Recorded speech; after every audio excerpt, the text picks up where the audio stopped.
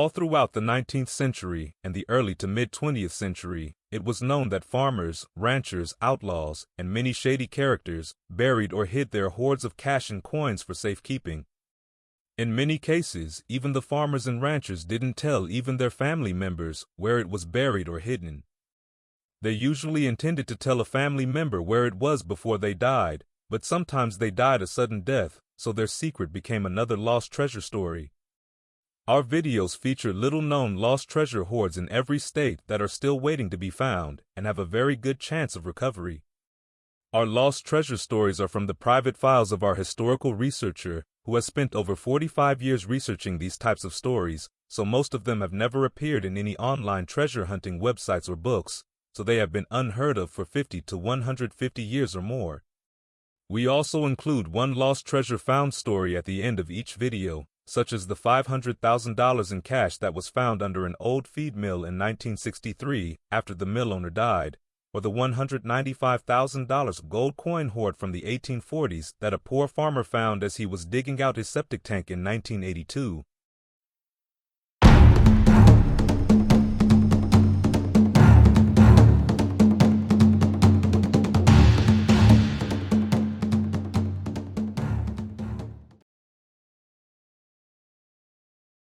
Okay, we have 3 or 4 articles concerning this lost treasure story. The first article is from September 16, 1898.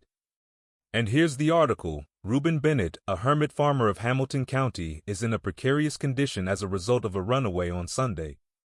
He is 80 years of age and owns 300 broad acres of Hamilton County land. He has lived a hermit on account of having been jilted by a woman with whom he was in love some 40 years ago. Before we get into the next article, I have a side note here. He wasn't truly a hermit, but was secretive, and he was hiding out from the woman that he jilted. On September 2, 1854, Eliza Dodge, daughter of Lyons Dodge, in Madison Township, Indiana, became pregnant with an illegitimate child. Reuben Bennett, who was part of a very prominent family, was accused of being the father of the child and was arrested. After all, that was against the law at that time. Before Bennett went to trial, he escaped and was never located after that. The child was named Ruby Dodge, and her mother died at 45 years of age. When Ruby was 29 years old, she married H.C. Miller of Jeffersdon County, Kentucky. The couple later divorced, and Ruby ended up married to John Britt of Helena, Montana. Reuben Bennett fled west to Webster City, Iowa, and became a prominent citizen. It's hard to become a prominent citizen if you're leading the life of a hermit. Obviously, he didn't want to marry the girl, so he just snuck away. Reuben Bennett made his money as a mall maker by selling them all over Hamilton County and beyond. He built up a good business. When Bennett died, he had an estate of $50,000, a tidy sum in 1898. Very late in life, he made contact with his daughter. He wrote letters to her, and they made arrangements to meet at her mother's gravesite. Okay, let's move on to the next newspaper article. The title of this article is, Buried His Gold. Thousands of dollars hidden in the ground that no one can find. Money enough to make a man rich, buried in the earth by an old miser many years ago in a spot, the location of which has eluded the most careful search. This sounds like some ancient tale of pirate treasure, but it is not. The location is Hamilton County, and the time, the present. The money is there, and perhaps you may find it. Others have tried and failed, but someone will strike the right spot, and then he or she will be rich for life, perhaps. The money that is missing and that many have searched for was property of old Reuben Bennett, the famous miser bachelor, who died a few years ago, leaving a large amount of property and an illegitimate daughter who came from far-off Montana and proved her claim to the estate. She got the land and she got the stock in the town property, but she did not get the cash the old man had because she could not find it. Nor could anyone find it, although they searched far and wide, high and low, for many days. The money was there somewhere, the fact that many knew, but the old miser placed it in too good a place, for no one has ever been fortunate enough to locate his private depository. The amount of the treasure varies in the minds of different ones, from $10,000 to $50,000 in gold. Either amount would be a nice find, but up to date, not a dollar has been uncovered. There are people in this city who are absolutely certain that this large amount of money lies buried out north of town. One old man who lived for many years near the Bennett place, and, speaking of the matter, said of course there's money buried out there somewhere, we all know of it. No one's been able to find it yet, but somebody will someday, and then there'll be another big fight. I lived by old Ruth Bennett for many a year, and I guess I know him better than anybody else. He got this $10,000 out of the bank and buried along with a good many other dollars. I can tell you he got scared, thought they were trying to get his money, and he put it where no one could find it. He planted it that night and ain't been touched to this day. Yes, sir, if a fella could strike the right spot, it would be the richest gold mine in this country. And here's the last article concerning this lost treasure. It's really just a little paragraph that appeared a few years after the last article, and it says, relatives of Reuben Bennett, the miser farmer of Hamilton County, who died a few years ago, are still searching for his buried wealth. He was known to have thousands buried, but it has not yet been located.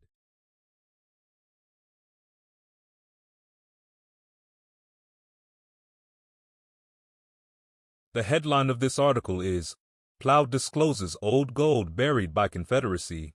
The article date is March 15, 1938. This story comes out of New Orleans.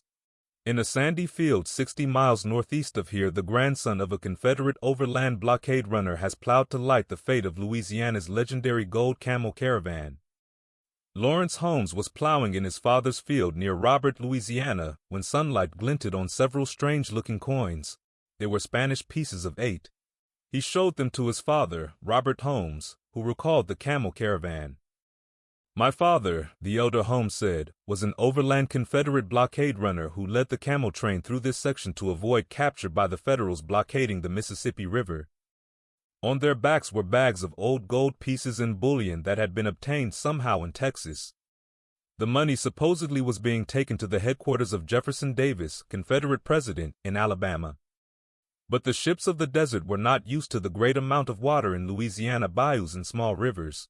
They drank themselves to death and died near the Holmes farm. The bullion on their backs was secretly buried. The coins found by young Holmes are believed the first discovered of this very treasure. They date back to 1798. Several bear the imprint of Charles IV of Spain, king during the last days of Spain's domination of Louisiana more than 150 years ago. Records in New Orleans' Howard Memorial Library substantiate the story of camels used by the Confederacy.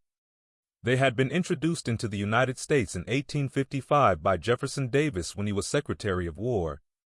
At his request, Congress passed a bill appropriating $30,000 for their importation. 75 were landed at Indianola, Texas. They were used by the Army in the semi-arid regions of West Texas and the desert country of New Mexico and Southern California. Faster for long journeys than horses and more durable, the camels proved successful on Army exploration and surveying trips. But the teamsters resented this humped competition for their horses and mules. When the Civil War began, government camels were scattered throughout Texas. Davis, then president of the Confederacy, remembered their good service as beasts of burden, and the Confederate post office captured a number of them. They were to be used as an overland blockade runner. But Louisiana is no dry, arid country. The camels imbibe too much water when they pass through the Tangipahoe River country. Now the Holmes family is plowing out of season, hoping to turn up more gold.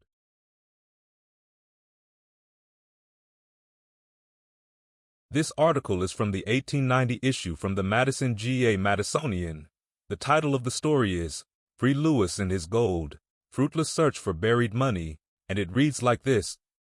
In the old antebellum days, when our people lived in peace and plenty, the village of Salem, Oconee County, was a flourishing little town of several hundred inhabitants. 40 or 50 years ago, Salem was a resort for the prominent men of all that section contiguous to the place, comprising of portions of Oconee, then called Clark, Morgan, Greene, and Oglethorpe. A flourishing school of several hundred pupils was located there, and a few of the old men now living in that section spent their young days at the school. As the railroad was built in the country, Salem citizens followed in the wake of the iron horse, and her population gradually decreased. At a period just before the war, there lived in this quiet little village an old Negro who was known as Free Louis. What his real name was, it is now hard to say, as he is only remembered by a few old people as Free Lewis. He was an honest, hard-working black man and had the knack of making money and still the greater faculty of saving it. He had once belonged to a Mr. Sweeney of Salem. One day he carelessly asked his master if he could buy himself free. His master told him yes, and named the price $1,200.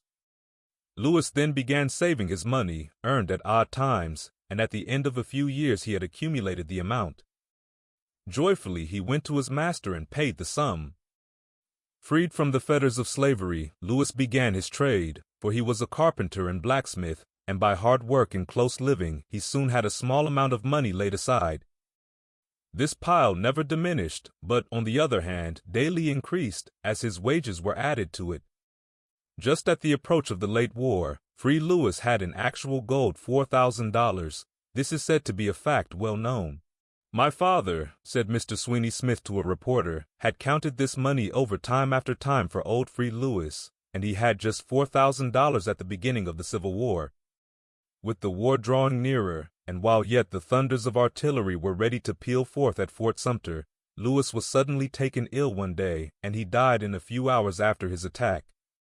In his dying breath he tried to tell his white friends where his money was, and all they could catch of the dying man's words were, 'Money in ground.' The thunders of war shook the heavens, and Salem's sons marched off to do battle for their country. Gallantly they fought for the cause of the right, and many lost their lives for the Southern Confederacy. The war over, the warriors returned to their desolate homes. The men of Salem, stripped of their property, remembered the words of Free Lewis, and at once began to work for the buried treasure. Knowing that Lewis had not a kinsman in the world, and that the finder would be entitled to the money, the men worked with all their might and power. Acre upon acre was turned up by plow, shovel, and pick, and every rock was upturned, but the treasure was never found. Years have passed away, whose flying periods have witnessed other efforts upon the part of the Salem people to discover the hidden treasure. Still, the spot is unknown. Today, $4,000 in gold is hidden in the quiet little village of Salem, just beyond the picturesque Appalachia River in Oconee County, and Free Lewis's secret is sleeping in his humble grave with his moldering remains. Free Lewis and his treasure only exists in the minds of a few old people of that section, and his name is rarely ever heard. That the treasure is buried in Salem, no one doubts, but the exact spot no one knows.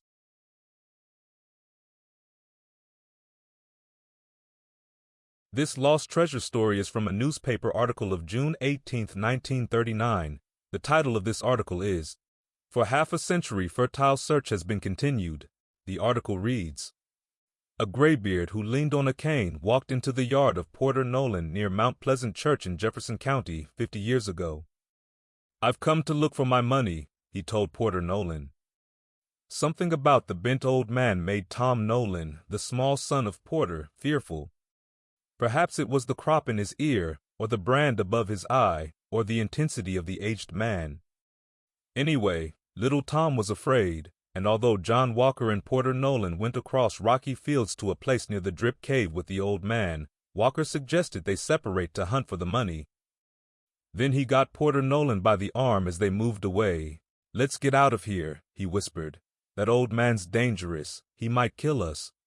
Squire Tom Nolan, now 64, told the story as he trudged through the drip cave woods. It was a story that has made men for half a century dig in those woods for Patterson's money. Hidden somewhere in one of the hundreds of caves in that section, and reported to have filled a sack with treasure that was all that a horse could bear. The old man with a cropped ear and brand above his eye, as Tom Nolan remembered him, was Tom Patterson, son of Joab Patterson, first of the line. And this story starts with Joab, innkeeper in a then wilderness region known as the Barns, because it was a meadowland where the North Carolinians left their horses and cattle for pasture, a meadowland where buffalo once roamed and left trails for the white man to follow. The green notches of that old trail still show in the pasture of Morgan Honeycutt, the community of Alpha, a few hundred yards in front of Honeycutt's home, a double-chimney structure that once was Patterson's Inn. "The end might be 100 years old, but most likely it is 120, said tall and spare John Albert Line, as he cut a bit of store plug and then a bit of natural twist to blend them with his own teeth. At 74, Line's hair is black, and his memory is as good as his hair is vigorous. Patterson's money was a story to my father, he said, and my father was born in 1833. So old Joab must have begun innkeeping in the early part of the last century. Ugly stories that float about Jefferston County all these years as to how Joab and his son Tom made their money. There was talk that guests never left the inn if they seemed to have money with them. It remained for the third in the Patterson line, Bart, to deny these rumors. Bart came again and again to Drip Cave to hunt for the money, and usually he had Tom Nolan help. But he always said his father never robbed or killed anybody, as Nolan recalled. Bart died several years ago in Greene County. A persistent legend gives somewhat different cast to the story and has in it one basis of fact. When Bart was a baby, his mother stole from the bed where her husband Tom was sleeping. Little Bart clutched to her bosom and went home to her people, never to return. The legendary turn to this is that she had learned of Tom's bluing pot of money under the floor, and he had brought upon her his threats, and fled. Firmly fixed in the neighborhood tradition is the bluing pot of money, but Nolan quoted Bart in saying, when the pot was empty, the money was poured into a sack, the sack loaded across the horse, dumped upon a table rock in a dry cave and covered the horse blanket. How much? Bart said there was $28,000 in United States gold and that the rest was in Mexican dollars and silver, said Nolan. Bart said his father said, if we could ever find the place there was multiplied millions, because in that cave was a vein of silver.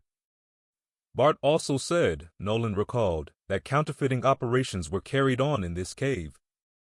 Why it should have been necessary to counterfeit with real silver was never explained to Nolan. For that matter, he said, Uncle Bart never would tell me much. I've worked with him a week at a time hunting for the money, but he never would tell me where to look.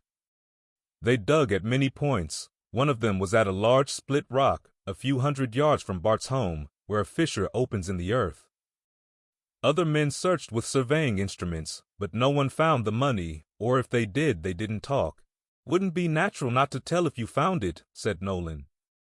Many times men have believed they were almost upon the money, but always something intervened and they lost their bearings or just never came back.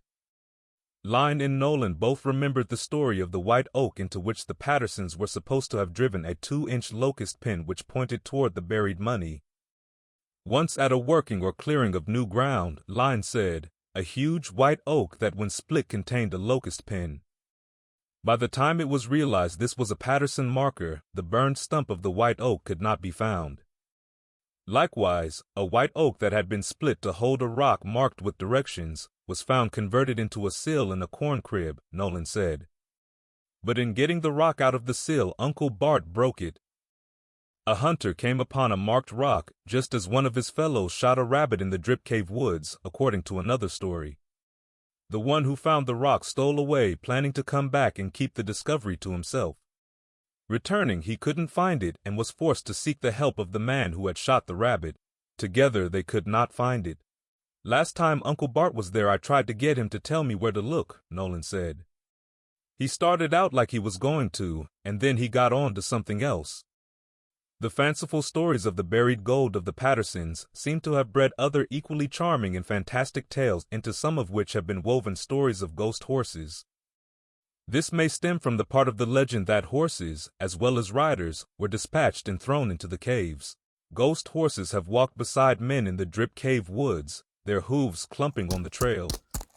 When Nolan was a boy hunting frogs with his fellows, he related, I heard a scream like the worst scream I ever heard from a woman, then a noise like a tree falling, and then from 4 feet that sounded like a horse with kegs on its back, clump, clump. It stopped about 4 feet from us. In later years, Nolan said, I went back to that place and sat there on many a night listening to the foxhounds bay, but that haunt never came back. I want to see it again. Quarreling voices of 2 black men made a white man walking through the woods stop to listen. Suddenly the tale goes, the black men were fighting under the white man's feet, and he was rafted away to his own porch, unable to explain how he got there. So, even if none of Patterson's money has ever been found, it has left to Mount Pleasant and Alpha a treasure pot of stories, many of them taken as seriously as the money, said Tom Nolan, as he stopped in the thick greenery of the Drip Cave woods to wipe his brow. One fellow told me one day he came upon a black man with his head cut off turning somersaults in the middle of the road. He was a truthful man, too. On this lost treasure found story in this newspaper article, it has a date that is not readable. It looks like it's probably from the 1970s. The title of the article is, $21,000 in gold coins is found buried on estate. And the story is, Henry Sheff, a diamond importer who died last November, buried $21,000 in gold coins over his 54-acre estate as a cushion against inflation or financial embarrassment. Discovery of the hidden hoards was disclosed last night by the jeweler's son, William H. Sheff, Jr., who found the treasure buried in glass fruit jars and a milk crock over a period of 9 months. The younger Sheff used an Army mine detector manned by 2 Air Force recruiting sergeants to help find the gold coins, some of them rare collector's pieces. A half-gallon milk crock was filled to the brim with gold pieces. Sheff, who died at the age of 86 without leaving a will, had an estate valued at $250,000. Administrators, however, found that $21,000 was missing after a careful check of the jeweler's records and tax declarations. A thorough search of Sheff's home proved fruitless. The administrators and young Sheff then turned to the grounds. The first jar of gold coins was found underneath a broken spot in the cement floor of the garage, where Sheff remembered his father had kept the hole carefully covered with a plank. Sheff and his sister, Miss G.K. Taylor, are the only surviving members of the family. The Parkersburg National Bank administrator of the estate turned all the gold coins over to the government and was paid face value for them. The gold, at current prices, would be worth about $50,000 as bullion.